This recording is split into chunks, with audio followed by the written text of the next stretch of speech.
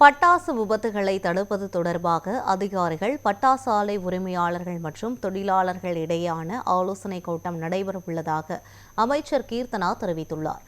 விருதுநகரில் செய்தியாளர்களுக்கு பேட்டியளித்த அவர், பட்டாசு விபத்துகளை தடுப்பது குறித்து ஆராய்வதற்காக புதிய குழு அமைக்கப்பட உள்ளதாக கூறினார்.